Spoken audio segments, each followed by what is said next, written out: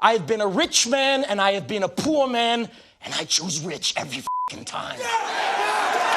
Hey, what's up everyone? It's Ryan here from The Y, and today we're gonna be taking a look at one of the wildest movies in existence, The Wolf of Wall Street. And after rewatching the film, it's honestly a surprise it even got an R rating with how far they took many of the scenes. But thank God they went so crazy with it, cause the movie's uncensored display of debauchery and greed is what makes it so unique. On that note, let's get right into the video. Here are 30 facts you didn't know about The Wolf of Wall Street. Jonah Hill's prosthetic teeth he wore to portray Donnie Azoff may have looked pretty fresh, but in reality, there was nothing fun about them at all. According to Hill, they shred up his gums and gave him a really bad lisp, making it difficult to speak. In order to get used to the prosthetics, he talked to different businesses on the phone for 2 hours, which helped get rid of that annoying lisp. I'm not gonna let someone else f my cousin. You know, if anyone's gonna f my cousin, it's gonna be me out of respect, you know. The Wolf of Wall Street focused on the many crimes of Jordan Belfort and Stratton Oakmont. But did you know that the financing of the movie itself was ridden with fraud? Without getting too deep into it, I'm referring to the Malaysian 1MDB scandal, a corruption, bribery, and money laundering conspiracy in which billions of dollars were embezzled out of a sovereign wealth fund. Part of that money was siphoned into Red Granite Pictures, the production company responsible for funding the entirety of The Wolf of Wall Street. To put it simply, the movie about fraud and money laundering was produced by a company guilty of committing the same exact crimes, although on a much larger scale. When Jordan Belfort is teaching his team how to close a sale, he explains the importance of using pauses to entice the customer to speak. And you wait. You wait. And whoever speaks first loses. Then, later on in the film, Jordan uses the same tactic when trying to bribe the FBI agents. It's just about setting up the right team, and then overnight your life can change. In The Wolf of Wall Street, Donnie Azoff gets up to a lot of crazy antics, and the scene with the goldfish has to be up there with his most absurd moments. Wanting to make the scene as real as possible, Jonah Hill requested that they use a live goldfish, so that's what they did. Of course, PETA didn't allow him to eat the goldfish for real, but he was permitted to put it into his mouth for up to 3 seconds at a time. One of the more weird occurrences in the filming of the movie happened when they were shooting outside Trump Tower on 5th Avenue. It's been reported that the future president approached the producers and asked for a role in the film, but he actually wanted to be a part of the movie and not just a walk-on. The filmmakers couldn't accommodate him as the runtime was already nearing 4 hours, but it's crazy to know that he could have been a part of the film. In the film, the private investigator that Jordan Belfort hired, Bo Dietl, was played by the real man himself, and funny enough, Dietl actually served as Belfort's head of security and personal PI back in the day. I have a f***ing PI license, you know? I make a living at this. I'm not a cop anymore. They'll take my f***ing license away from me, all right? Okay. Originally, Martin Scorsese felt it was good enough for Margot Robbie to just wear a bathrobe during the seduction scene. However, Robbie pushed back on the idea and wanted to go full nude, a first in her career. Her thought was, the whole point in Naomi is that her body is her only form of currency in this world. She has to be naked. She's laying her cards on the table. But even though the idea was totally hers, it doesn't mean it was easy to pull off. Margot Robbie explained she had to have 3 shots before filming the scene, and even initially told her friends and family they used CGI to superimpose her head on another body. Matthew McConaughey wasn't in much of the film, but his chest thumping and tootskies were a memorable introduction to life on Wall Street. Something you may not have known is that McConaughey's chest thumping was not a part of the script at all, and was instead a warm-up routine that he'd do before most takes. At one point, DiCaprio took notice of McConaughey's strange ritual and thought it would be a good idea to include it in the scene, and Scorsese agreed.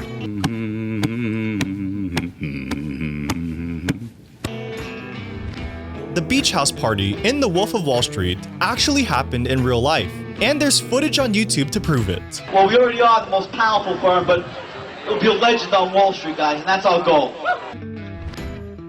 The Wolf of Wall Street set a Guinness World Record for the most uses of the word f in any movie, coming in at 569 times. However, it held the record for less than a year, as the movie SwearNet, starring the Trailer Park Boys, beat it out the next year with 935 uses. You need to take a big hydraulic sock on my pipe. During the scene where Jordan and Donnie are taking Quaaludes in his home gym, there is something very off in the background. If you take a look at the bench press, there is a ton of weight on that bar. If I can see correctly, there's 3 45 plates, a 35, and a 25, adding up to a total of 435 pounds. And looking at Donnie and Jordan, there is absolutely no way they'd be able to work out with such a crazy amount of weight. Although if the movie is actually a retelling of the story through the eyes of Jordan Belfort, it makes sense that there'd be so much weight on that bar in order to make himself look as badass as possible. Back in 2007, immediately after the release of the book, The Wolf of Wall Street, DiCaprio got his hands on the memoir and was instantly drawn to the character and the story. But he wasn't the only person who saw the potential, as Brad Pitt was also interested, culminating in a bidding war between the two, ultimately ending with DiCaprio and Warner Bros. Winning. From there, Martin Scorsese was considered to direct the film, but eventually left to go to Shutter Island, leading Warner Bros. To offer the spot to Ridley Scott. Although that didn't work out either. Production of the film went into limbo for a while, but what finally got Scorsese to step back into the role of director was the company Red Granite Pictures offering to finance the entire movie, with the kicker being that they would impose no content restrictions. Because of the fact that Martin Scorsese is such an iconic director, none of the actors wanted to let him down, so they tried to film every scene as authentic as possible. Obviously, they couldn't go around snorting cocaine and taking Quaaludes, but other parts of the movie required things they really weren't excited for. This was the case in the scene where Brad punches Donnie for mouthing off to him. At first, they filmed a couple takes where John Bernthal just pretended to hit Hill, but Scorsese was not impressed and asked Jonah if he wanted to get hit for real. Finding himself unable to turn down Scorsese, Jonah Hill turned to DiCaprio to speak up for him. But as he recalled, his fellow co-star ended up hanging him out to dry. So the scene was filmed with him actually taking a real punch and leaving a bruise for good measure. You okay? Hey, pal. So obviously, I can't show any of the scenes involving the use of cocaine, but I'm sure you remember there was a good amount of it in The Wolf of Wall Street. Since they couldn't use the actual drug in the movie, vitamin D powder was used in place of it. And Jonah Hill actually snorted so much of it over the months of filming, he got bronchitis for 3 weeks and had to be hospitalized. As a way of better illustrating the frame of mind that Jordan Belfort was in, director of photography Rodrigo Prieto used different camera lenses depending on the situation. Spherical lenses were used in scenes involving Jordan in a clear mental state, and to capture Jordan in an inebriated or confused state of mind, they employed anamorphic lenses. Finally, to exemplify the distress and paranoia of being pursued by the FBI, they decided to go with longer focal lenses. Hey fellas, look what I found in my pocket. Look, a year's salary right here. For Jonah Hill, working with Martin Scorsese was a dream come true, as he'd always been a hero of his. Speaking about how badly he wanted to work with Scorsese, Jonah Hill said, "I would sell my house and give him all my money to work for him." Of course, he didn't exactly hand over his house and all his money to get the role. However, Jonah Hill did take a massive pay cut and only received somewhere in the neighborhood of $60,000. And that wasn't all.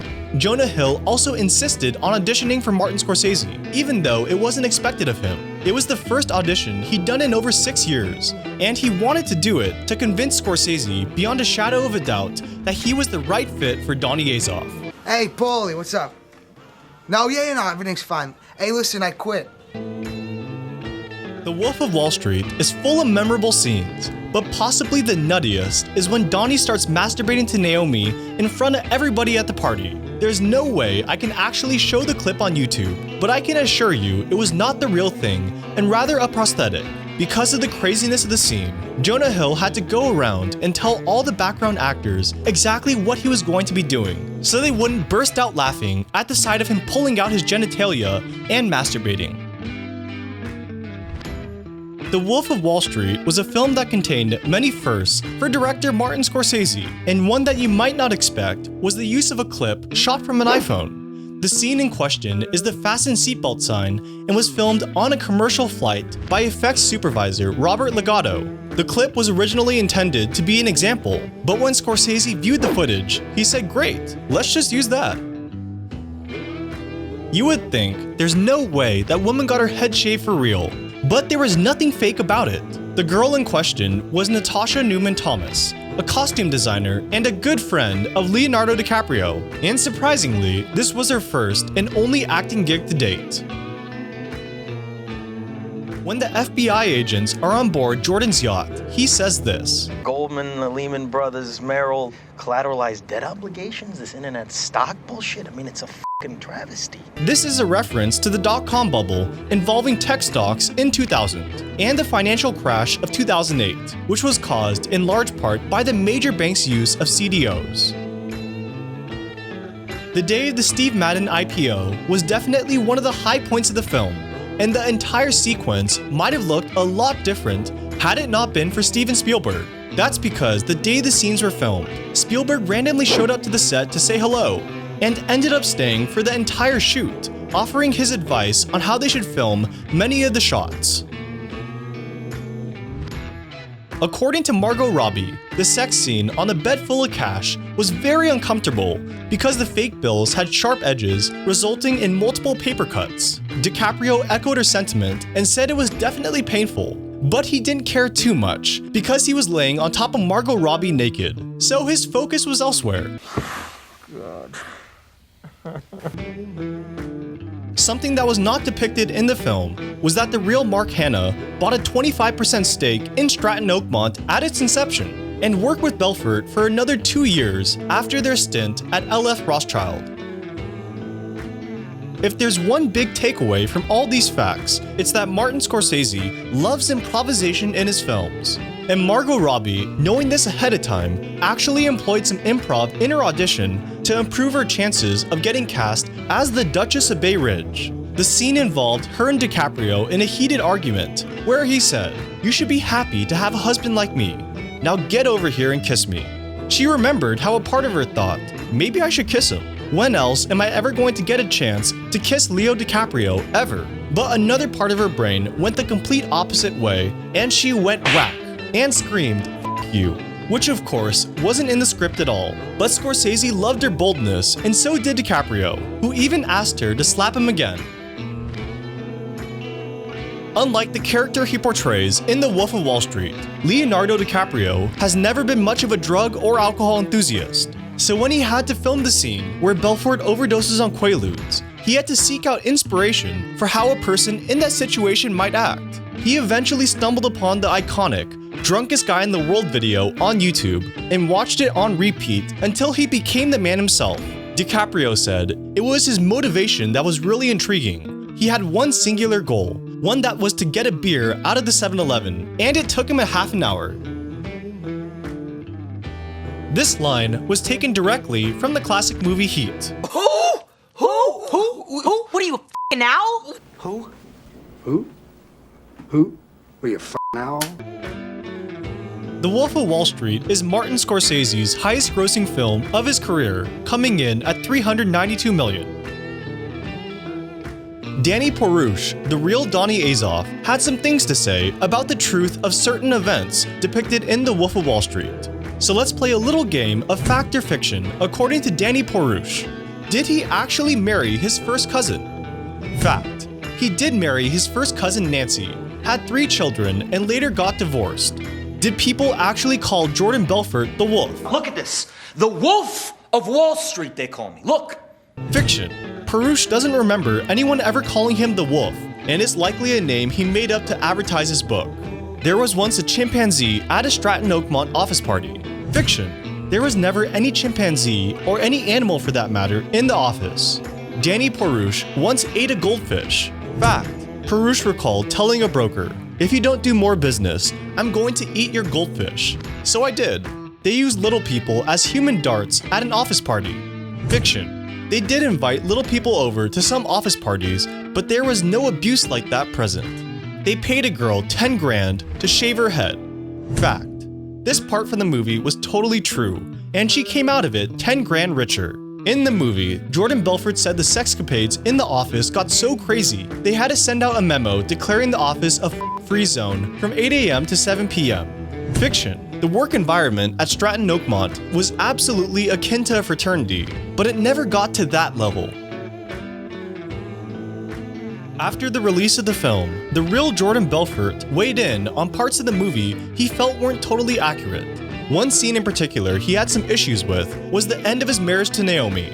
Belfort admitted to hitting her, but said it was rather during the height of his drug addiction, and their breakup occurred somewhat amicably after he was sober. Another objection Belfort had with the movie was his depiction of work life, which looked more like a big party. However, all of this was a gross exaggeration, because Belfort said they wouldn't have been able to get away with their illegal practices for so long had they not done serious legitimate business. Name of the game?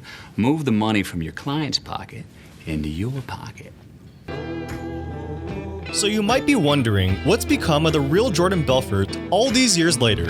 If you don't already know, thanks in large part to the success of The Wolf of Wall Street, Belfort has been able to start a string of businesses, including a YouTube channel, sales training programs, private consulting, motivational speaking, and even has a 2-day cryptocurrency retreat that costs 1 Bitcoin. Although a couple years ago, he did say that he thought Bitcoin was a scam. For the average person, just run.